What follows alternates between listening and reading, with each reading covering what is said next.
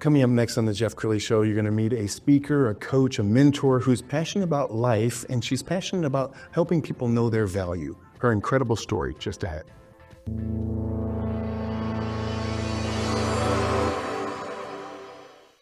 Many are predicting that the worst is yet to come, which is unfortunate, said one person here. Until now, they've enjoyed the reputation of being the nation's icebox. Watched a burglar in his home this morning by webcam. As a journalist of over 25 years, stories are what make my world turn. Reporting live from the Dallas newsroom tonight, Jeff Crilley, Fox 4 News. But in 2008, I took the jump from my familiar life and started a PR firm from my home. We're talking about anyone with a camcorder like the one I'm using becomes a television network. We started slowly growing the company, and we now have over 100 clients, and we've branched into the world of live digital broadcasting. I now own 8 different TV studios and have a huge team, and the stories that I now get to share are sometimes the most important of my life. Life has a funny way of coming around full circle. This is the Jeff Crilley Show. Well, I think most people are drifting through life, let's be honest. Unless you wake up every morning having goals that you're setting, most of us are just drifting. And sometimes you can drift through your 20s, 30s, 40s, 50s, and now you're in your 60s and you're like, what happened to my life? Somebody who's going to help us all get refocused is my next guest, Rene. She is the host of the Faith and Business Podcast. Thanks for coming on the show. Thanks for having me. Absolutely. Well, you and I just got to know each other on Zoom like a week ago, and I feel like we're best friends because I think you're on a purpose. I think God put you on a purpose. Why don't you share that? Well, that's a big question or statement, but really and truly, I feel like my life, I lived so much of my life for the world and for all the things we can't take with us when we go, and that's all that I knew, and that's what it was all about for me. I grew up with some challenges, and then I was like, oh, I'm going to get this figured out, and I was determined to succeed. But what I didn't realize was I was so focused on all the things that don't necessarily matter until about 11 years ago. I had a huge change of heart and came to know God, and faith became very important to me, to know where I'm going after this and to know that this is temporary, we all know that, but to have that certainty of what's after this and also what matters while I'm here, it refocused me, refocused my life as an entrepreneur, as a person, as a friend, as a daughter, and I've just seen so many miracles ever since, and it's a much better way to live, is the best way to say that. Yes, and you had adversity as a child. Would you share that with us? I did, and I think so many people do, and I think our challenges in childhood can shape who we are in a beautiful way. They don't always have to hold us back. And I'm probably a good example of that because my dad actually took his own life when I was 5. He was a medical doctor and was in an accident when I was 2, and he became quadriplegic. And he became more and more depressed from when I was 2 to 5 because he couldn't work and do what he had always done, and then he took his own life. So clearly he didn't understand his own value and worth was beyond his work and his profession. And that had a huge impact on my life. And it shaped a lot of why I was driven. And my mom did get remarried, and that person didn't make the best choices. And actually, he spent my college fund and my sister's college fund and left my mom in a pretty bad situation. I found that out when I was 17.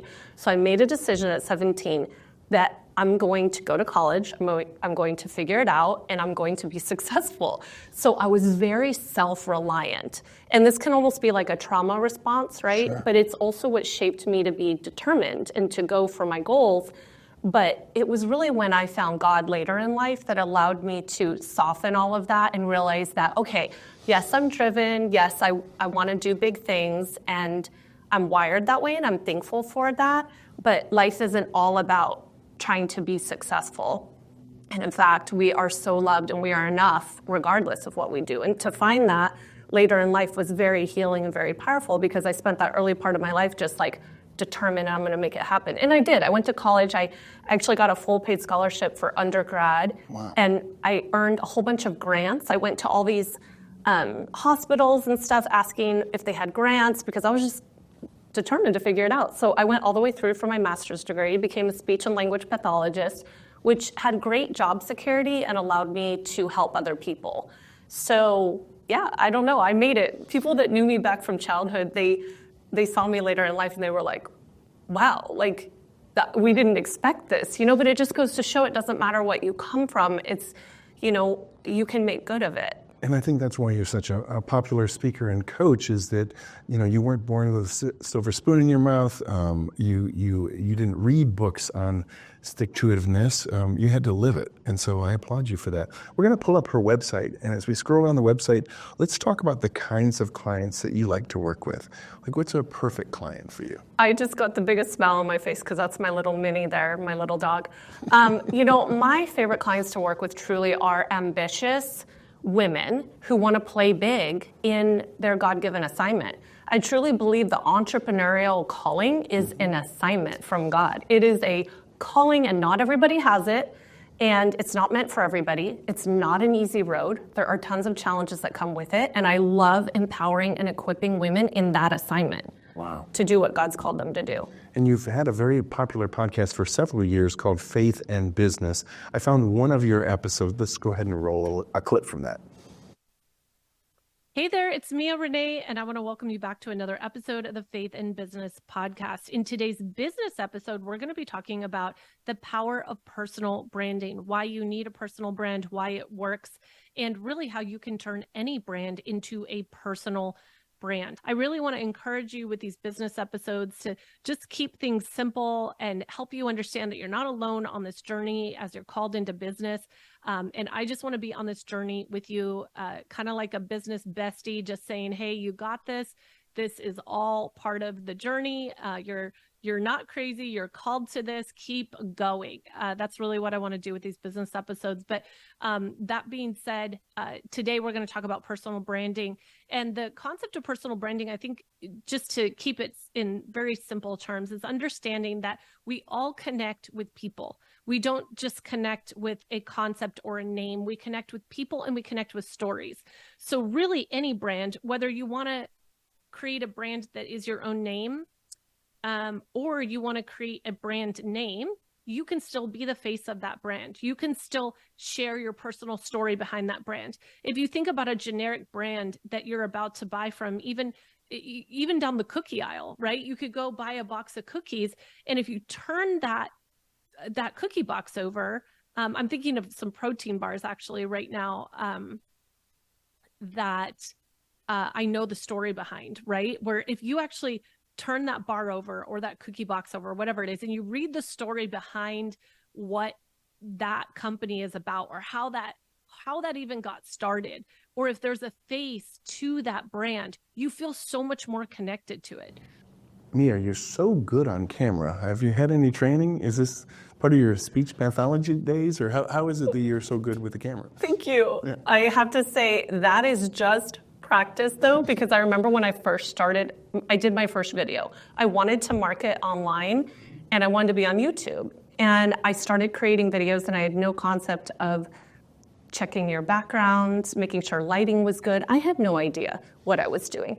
And over the years, it got better and better. So I always tell people, you need to start somewhere and practice, and you're gonna get more and more comfortable. You'll get better at it over time. But I also, when we talk about practice, I started on YouTube. That was my main focus. Mm-hmm. That YouTube channel is no longer here. I actually was shut down on YouTube after sharing my testimony of faith. Really? About 11 years ago. I posted it, sent it out to my email list. 2 hours later, all of my YouTube channel was gone, and I was ranking on Google for almost every keyword I wanted at the time.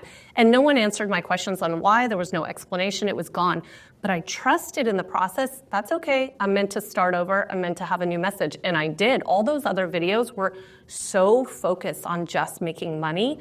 And I think my message that God really had for me to give to the world was more like that balance of, yeah, let's play big, but also keep God first. And that brings us to your new podcast that you're about to launch, Play Big and Prosper. So tell us about that podcast. I am so excited about Play Big and Prosper. And the reason I'm starting a new podcast, even though I currently have a podcast, is because Faith in Business, God-Centered Success, is really very focused on keeping God first and that walk of faith as an entrepreneur. 257 episodes focused on the Word of God and what does it mean to keep God first and follow God even when we're called into the business world that is often distracting us from faith.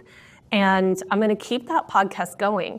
But the truth is, I want to talk about all the things in business, and I want to bring on guests, amazing guests like Jeff, like many people that are playing big and prospering, and I want to bring them on the podcast and interview them and really not only me be inspired by their story, but let other people be inspired by their story.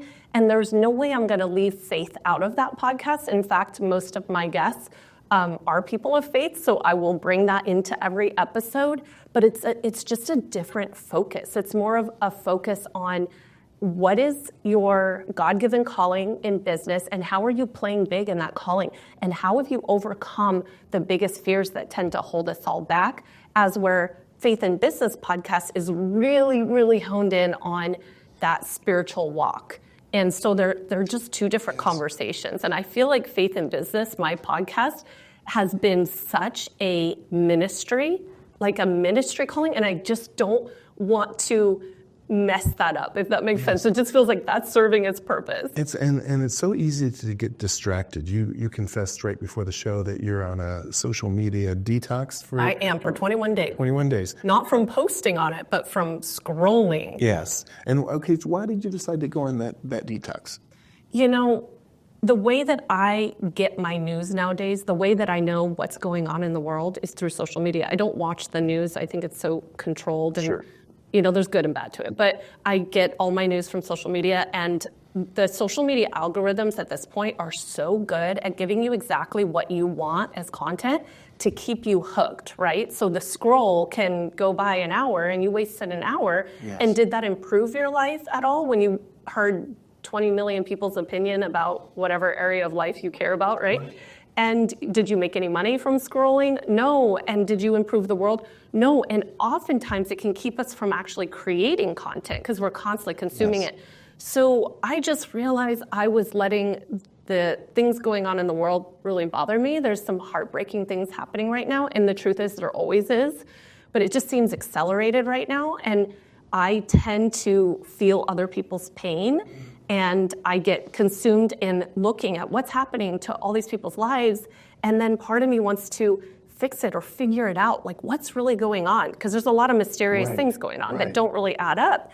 And it triggers something in our brain to make us want to figure it out. But then you have to stop and ask yourself, is this moving my life forward? You know, what could I be doing with this time? So I decided I'm not going to stop posting, but I'm going, and actually I'm having way more time to create content now instead of scrolling. And doing positive, putting positive messages out into the world, because there's enough negative out there. And There is. to your point, I mean, we've got wars, you've got politics and finger pointing and fires, and yeah, it's a noisy, messy world. And so much of this, Mia, I think you'll agree, is concentrating on the stuff that you can control, which is, what am I going to do with my time today? Exactly. And really guarding your mind, what you see, what you hear, what are you consuming? Because it has a huge impact on us. So I just started the 21-day detox. And even when I add it back in, I think I'm going to do it differently. I'm just never going to consume it as much as I was. But I actually already, just this morning, what I did is, let me start with last night. I would have normally scrolled before bed, and I slept better last night because I didn't scroll on my phone, which I don't think is good for our eyes or any of that. And then this morning, instead of scrolling, I turned on the Bible app and pushed play for the audio. So it was just reading the Bible to me. I did 10 minutes of gratitude, just thanking God for everything in my life and thanking God that He is taking care of all these people that I often worry about, you know, people that are dealing with horrible tragedies and disasters going on right now. I pray for all of them and give thanks that God is taking care of everyone. It has a plan. And that's how I started my day, and that's how I ended my night the other evening. And this is day one of the detox, and I'm already seeing an improvement. Wow. Mia, we've got about a minute left, so why don't you look into the camera on the left and talk to the woman who's struggling right now and is kind of lacking a sense of focus. Absolutely. I would say the first thing to start with is take some time with God. Just take some time alone, take some deep breaths, and listen to what are you being led to do. And then ask yourself, what is one step that I can take to move that forward. And just start there. You don't need to have it all figured out. You don't need a perfect plan, and you don't need to know the whole road. Just take that next step, and you will know from that step what is the next step after that. You just have to get started. I think so many of us are getting ready to get ready or waiting for someday, and we're distracted. So just get started in whatever God's calling you to do. Yeah, you're such a blessing. Thank you so much for sharing your heart and your faith with us. We're going to end with her website, which is miarene.com. The great Mia Rene. Thanks for coming on the show. Thanks for having me. You bet. It's so fun. That's it for now. We'll see you next time.